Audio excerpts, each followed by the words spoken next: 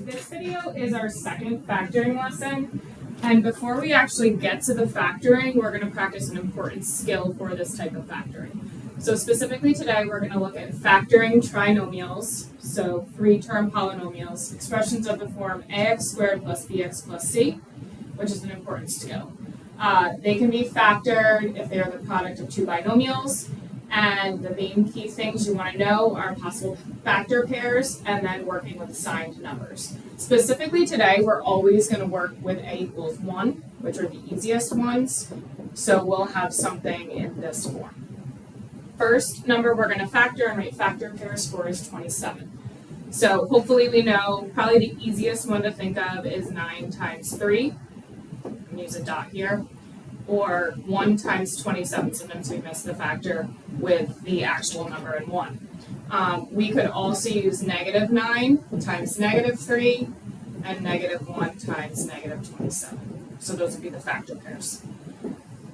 You could try the next two. I would suggest that and then come back to the video. So for negative 24, once you've tried it yourself, I'm going to start in a little bit more of an order.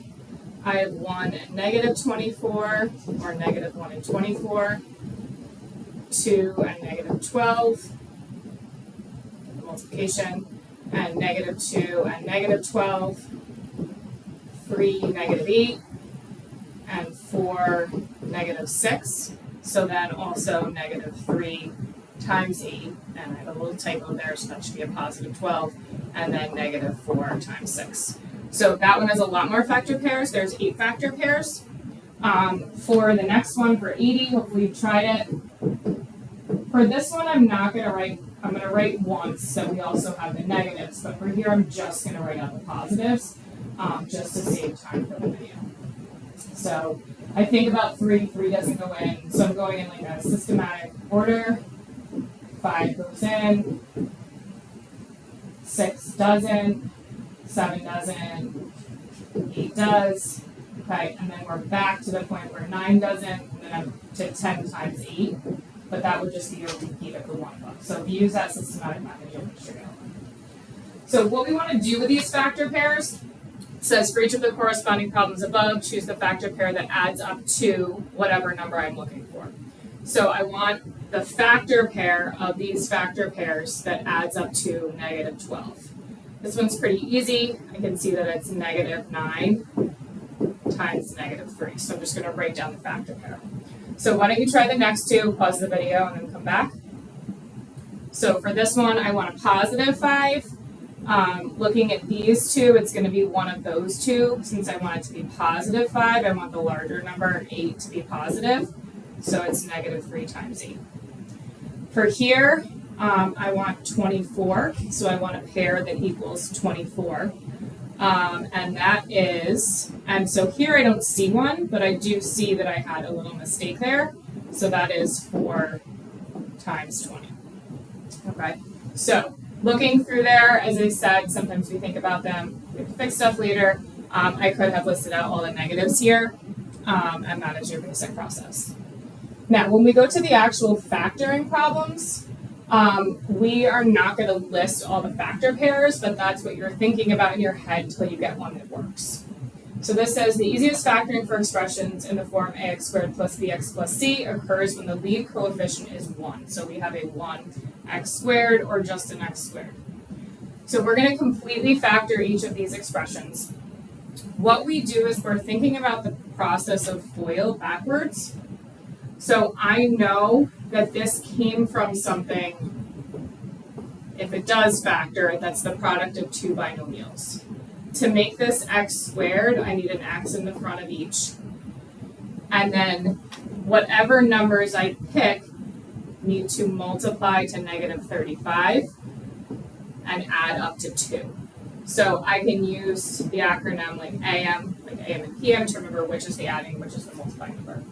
So if I think of factor pairs of 35, I have 7 and 5, 1 and 35. I know one has to be negative, one has to be positive because I have a negative 35. The one that will add up to 2 is a positive 7 and a negative 5. I do check for further factoring. At this point, we're really not going to have any more because we're just starting to work on this. So I'm going to do one more, and then I do suggest you just kind of work through this section. I'm going to look just at E because E is a little different. So E has a negative sign in the front. There are other ways to manage this, but if I ever have a negative in the front, we really want our lead term to be positive. So I'm going to factor out a -1 and change the signs of the terms. This -1 is a GCF, so it has to stay there for all further factoring steps. I'm just going to make it a different color. So now I need numbers that add up to -10 and multiply to 21. So I put my parentheses down. I need x's in the front. So 21 is a 3 and a 7, or a 1 and a 21. I need both factors to be negative to add up to the -10. So -3 and -7 will work there. So go ahead and try the other 6. When you're ready, come back and you can check them. So B,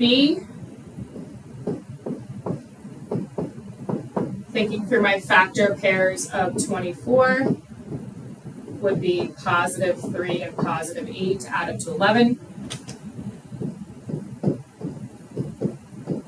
C, we're going to have -11 and -2. That's going to multiply to 22 and add up to -13. D, -10, +5 will work. Okay.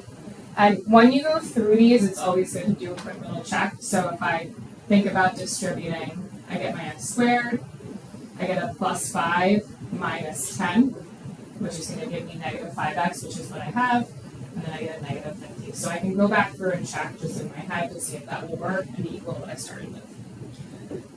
D can sometimes be tricky because sometimes we miss those factor pairs with the number and 1. So here I'm going to use a -12 and a +1. And I do want to point out here, if I wrote the x plus 1 first, that's fine. And that's just the commutative property, right? I could write either thing I'm multiplying first. So either of those are fine. F, probably maybe the trickiest one to figure out the factor pairs for. But that is -12 and -4, works for 48 and -16. And then here, if you need to, put in your 1s like we talked about with other things. So I'm going to use a -9 and a +8 for that.